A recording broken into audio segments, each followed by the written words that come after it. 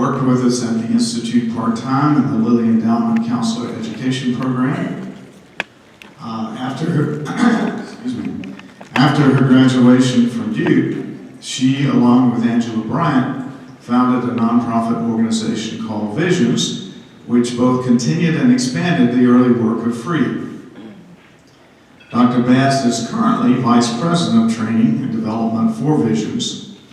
She leads the consultation and training components of Visions and is the originator of the Visions training model and experiential workshops. She has written and presented extensively on the use of a multicultural inclusion lens on individual and organizational change, both in the U.S. and internationally. Dr. Batts is a licensed psychologist and author of Modern Racism, New Melody for the Same Old Tune, and Is Reconciliation Possible?, as well as other articles. Please join me now in welcoming this morning's keynote speaker, Dr. Valerie Batts.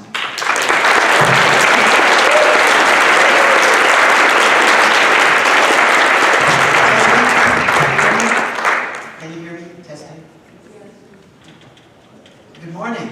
Good morning. I'm aware that the folks on that side, if you moved on this side, there'd be some chance of making eye contact. And if not, you can listen to me, and that's fine. So, I'm thinking about those of you who've been here for three days. You heard Tim Tyson on one night. You saw the talk last night, and now you're going to hear me. In TA language, this is a repeated corrective experience. Because without a doubt, my life experience has also been about the theme that you have been hearing. I grew up 56 miles from here in Rocky Mount, North Carolina, and I was born in 1952, and I'll say more about that. And you can't hear me? Yeah. Oh, you're celebrating Rocky Mount. I know you have a family member who lived there. I know him. I know about that. The fact that TA has been such an integral part of my life is what motivated me to say yes to the committee's invitation for me to speak today. This was about a year ago before I took this fall, so I had to make a redecision to come. And I'm happy that I did, especially I'm happy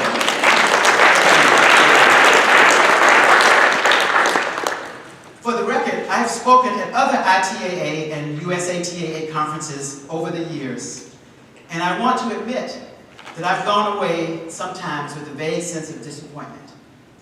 That somehow I did not stimulate the audience to see how the I'm okay, you're okay message, without a commitment to undoing the legacy of racism in this country that created and fostered one up and one down power dynamics, is hollow, a nicety, and not systemic change.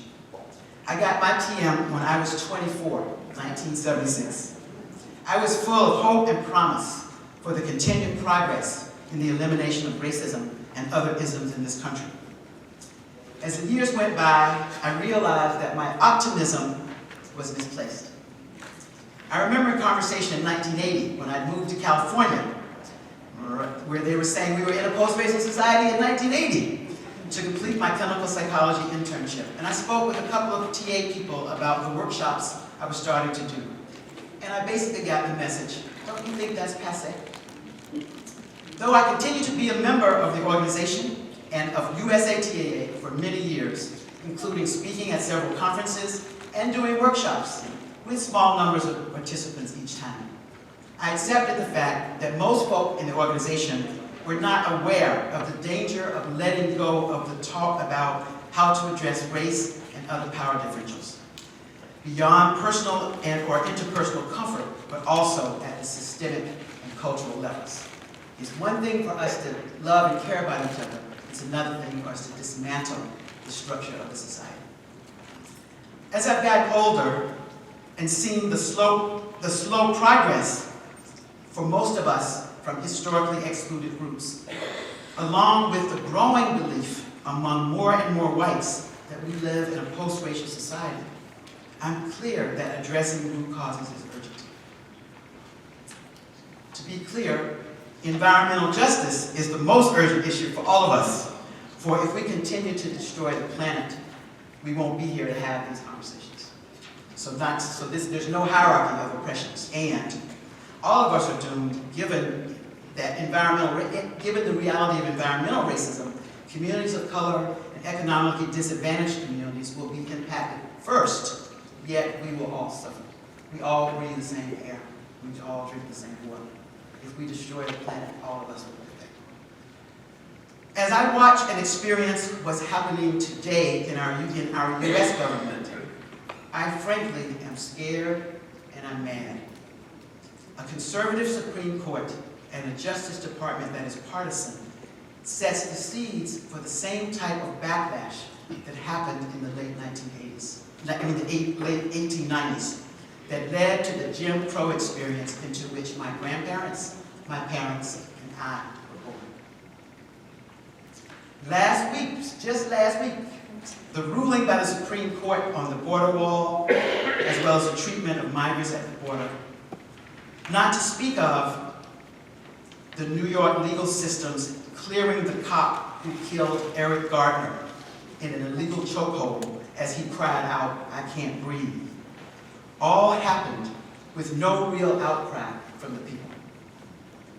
All of these are current manifestations of the retrenchment to come without the will of the people to say no. Puerto Rico last week said no. We aren't saying no. I love the optimism in the message from the Moral Monday protests that started right here in Raleigh, North Carolina. Tim Tyson spoke about those on Monday night. The message is moving forward, not one step back. This response to North Carolina's move to the right was met by people in the street and resulted in the election of a fair-minded governor in this state in the midst of the ongoing backlash. And it got no national press. I travel all over the country, people don't even know about it. The press does not support us in this move currently. I've lived for the past 15 years in Boston, Massachusetts, and in Fresno, California. And the message from Moral Monday did not even get attention in either of those places. And I'm sure it was not visible internationally. For lasting change, we must interrupt that. For those of you who are visiting in the U.S., I hope this message will resonate because, again, as Tyson discussed, right-wing conservatism and authoritarian regimes based on othering are growing across the globe. So I want to start from a different point this morning than in my class talks. I want to start with the personal. And I want to end with a personal challenge to each of you that involves naming options for actions to address root causes of the situation we are in this country and around the world. As I share a bit of my personal and cultural story, I want to ask you to take a moment and reflect on the question, how does race, ethnicity factor into your story? Ask you some questions, and when we do the talk back, please feel free to respond. Where were you in 1952? That was the year of my birth. Where were you in 1964? This was the year of the passage of the Civil Rights Act in this century. You know we had a Civil Rights Act in 1875. How many people knew that? We had more blacks in Congress then than we have now.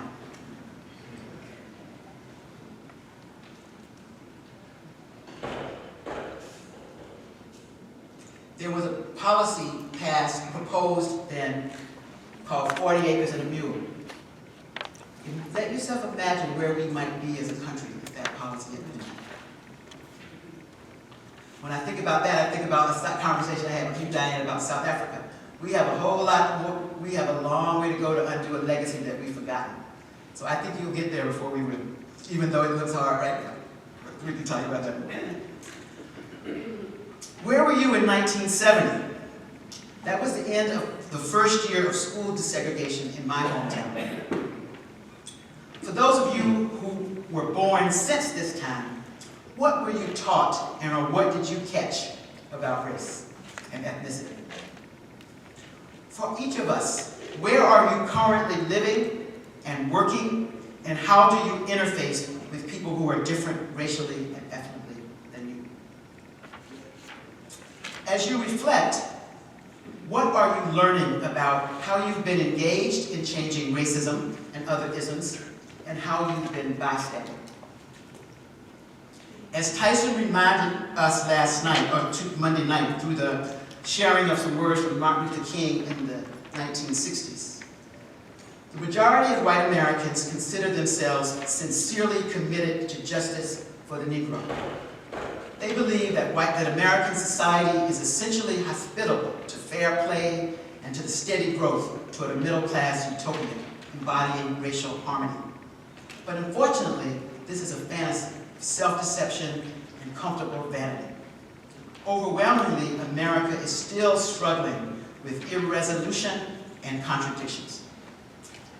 It has been sincere, white America has been sincere and even ardent in welcoming such change, but too quickly, apathy and disinterest rise to the surface when the next logical steps are to be taken.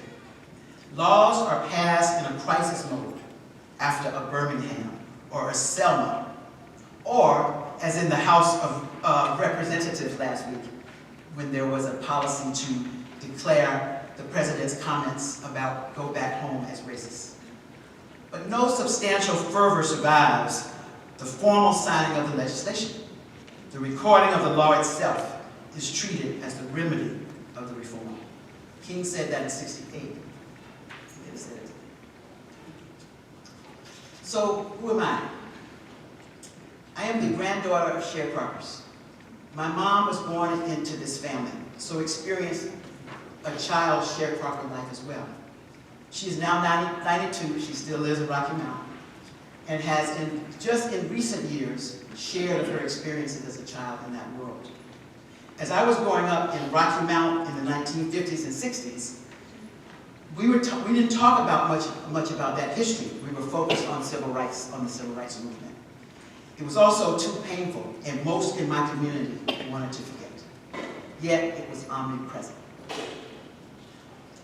I am the daughter of a World War II Purple Heart recipient who came back to the United States in the late 40s and had to continue living in legalized segregation. Not to speak of having been in a segregated army troop among men who were sent to the most dangerous war spots, in his case, the archipelago. I am the daughter of a mother who played and coached women's basketball as part of the North Carolina Negro Women's Basketball League in the 1940s, 50s, and 60s. She went to then North Carolina College for Negroes on a basketball scholarship, now North Carolina Central University in Durham, about 30 minutes from here, and coached women's basketball for many years, as well as taught physical education and biology at Booker T. Washington High School. The first white person I knew in any close way was Bishop Spong, an Episcopal priest, white Episcopal priest who stood up early on issues of racism and who became a leader of this cause within the Episcopal Church. He visited our church monthly as he made his rounds to the black Episcopal congregations as part of in Eastern North Carolina. Yet he did not live among us. My coming to college at UNC Chapel Hill in 1970 was one of those life-altering experiences that I could not have foreseen.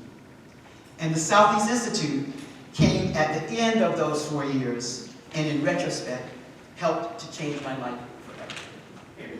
What brought me to the Southeast Institute in 1970, May? After attending 4 years at Carolina, I was looking for a way to understand and make sense about the reality of my experiences of racism and racial abuse.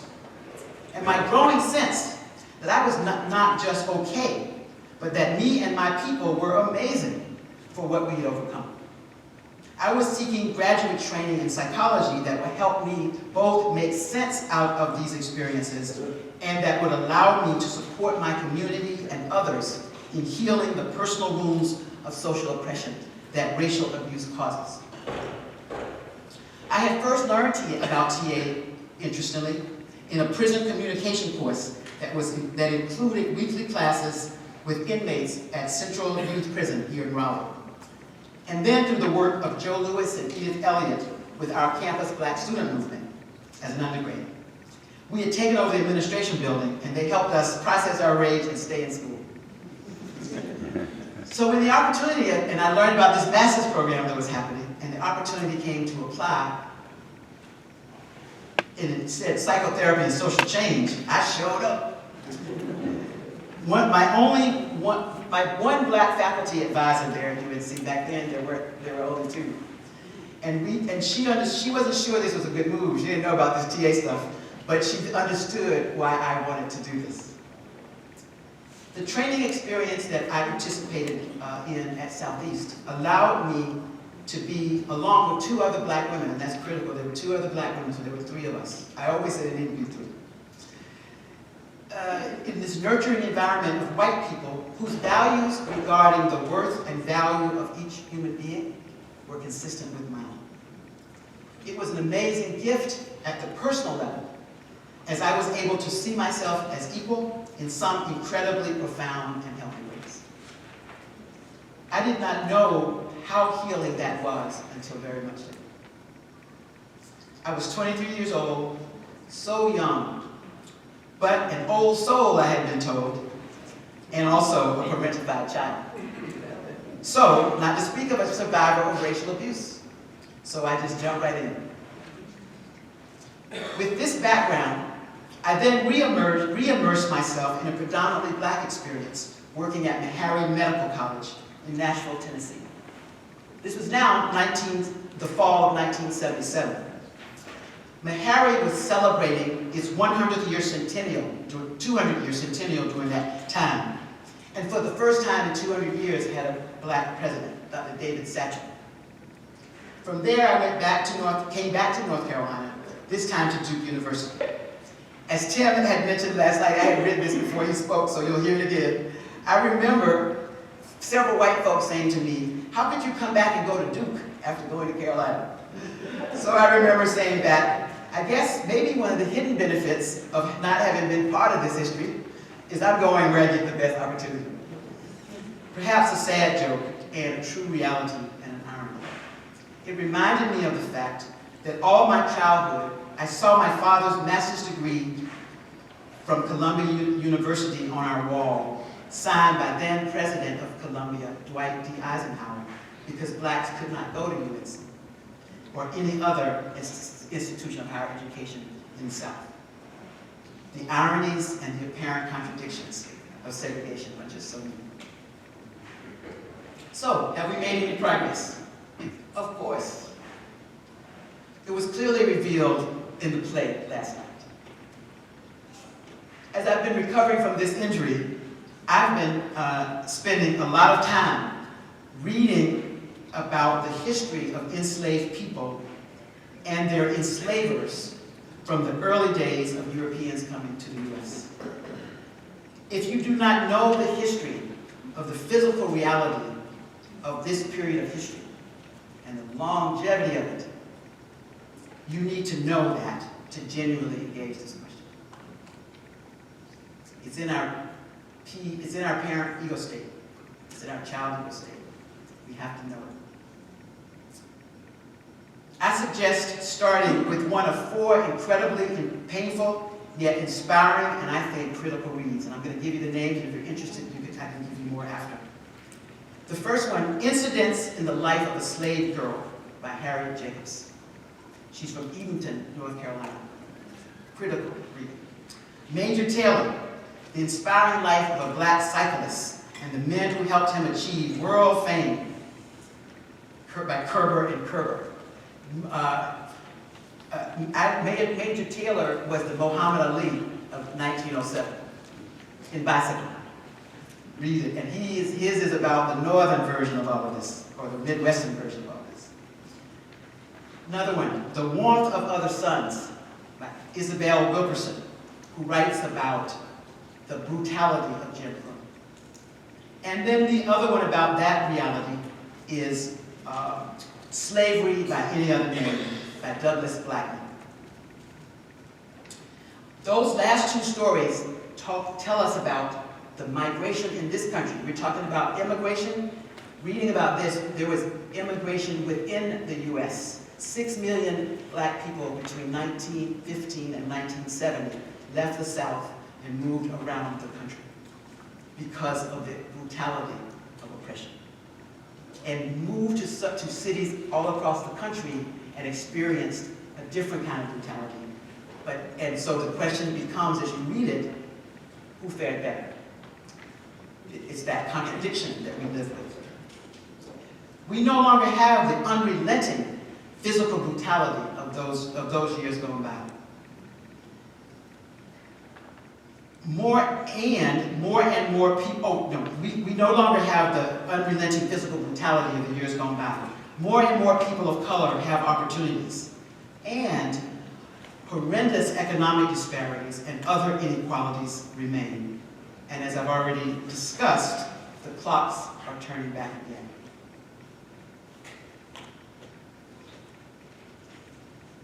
Signs of addressing structural level progress include the fact that there is now in the public space discussion of genuinely understanding the impact of slavery through an exploration of reparations, through an elimination of the electoral college, which was passed as a way to get us out of war and nullify slave owners, and the passage of the Equal Rights Amendment. It appears clear that as a nation, we are finally being forced to actually deal with our original sins. I firmly believe that good people like those in this association will be on the right side of history as we do that. The hard part is, it won't be easy to take the next steps. And let me say a bit about why.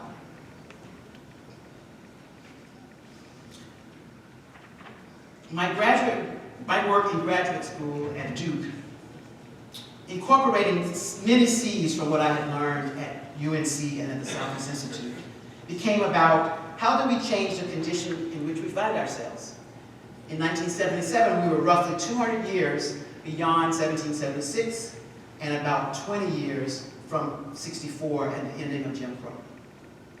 I and many others saw even then that just changing laws, back to King's comment, without addressing root causes would mean we were again putting a Band-Aid on an illness that needs much, much more. Our graduate work at Duke was showing that the bystander phenomenon, simply put, the belief that, yes, X is bad, but it doesn't affect me, therefore I don't have to do anything, was already hampering continued fights for social and economic justice for the historically excluded in the U.S.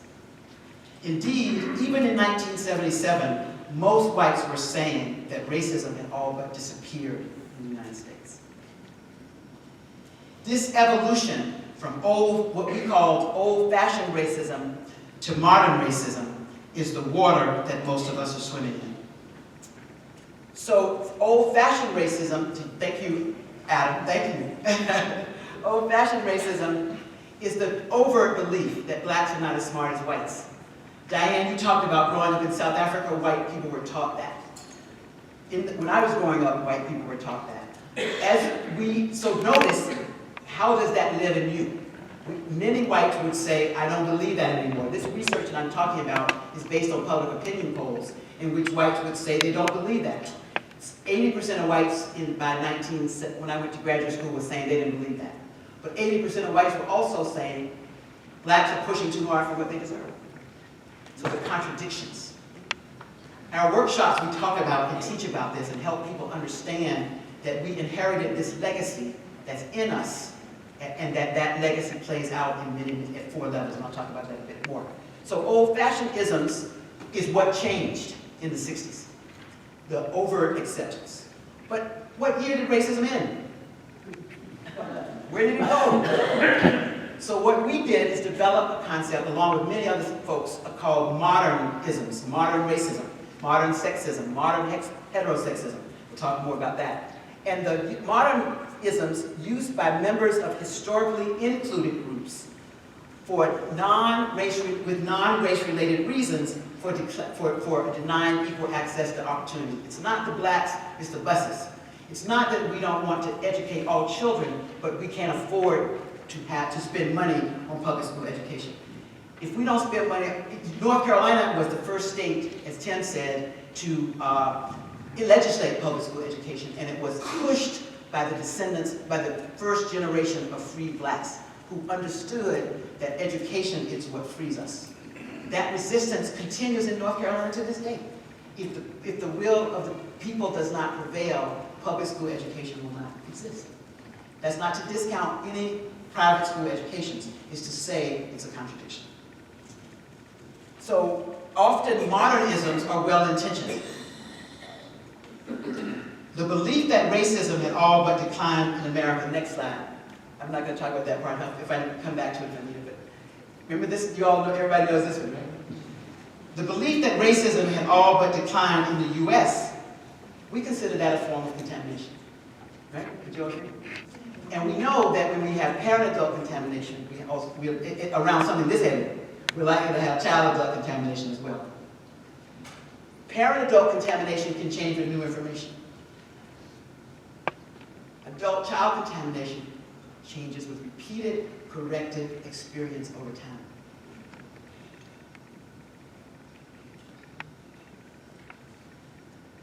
The fact that modern racism exists was very troubling to me when I came back to Duke after having gone out in the world for a bit and having lived with Jim Crow. Our studies showed that when there is an ambiguous racial climate, old-fashioned racism will reemerge, because the studies showed that 20% of white Americans never changed their attitude anyway, never had that goodwill and all of that. And so, because we did not sufficiently address the root causes of the change, the laws and the culture have not changed enough, as you can see, such that we are once again on the precipice of old-fashioned isms reemerging at the institutional level. Again, as poignantly illustrated in Kelly's play, we also have not been able to stop the ways in which black and brown bodies, especially men, are still not safe. So I wrote an article called Modern Racism, New Melody for the Same Old Tunes in the 1990s that outlined ways to change this continued legacy and the reality of racism and other isms. In many ways, since Vision's beginning in 1984, we've been trying to knock on the door to say, there's something we need to be doing that we're not doing. And we've been talking about the challenge that we need to start by challenging the massive avoidance of contact that still remains, along with other factors, that leads to the lack of prioritizing of other people's struggles, particularly those of the descendants of this country's unaddressed and clearly unresolved history. Avoidance of contact, residential segregation in the United States is not significantly different than it was in the 50s. We have not made the kind of contact that would allow us to care. I have one client whose grand ancestors include the Crane family, the money on which the paper on which money is made. And she was at her 50th birthday. She was sitting in her house in Newton, and she heard about another shooting in Roxbury. And she said, "What would I do if this was in my neighborhood?" And it was a wake-up call for her that she was isolated. And she has become a role model for how people with her history can make a difference. Because residential segregation, redlining, steering, unfair tax structures, money in politics, among the many social, structural, and institutional barriers that existed in 1964 and about which King wrote and worked against, were never dismantled.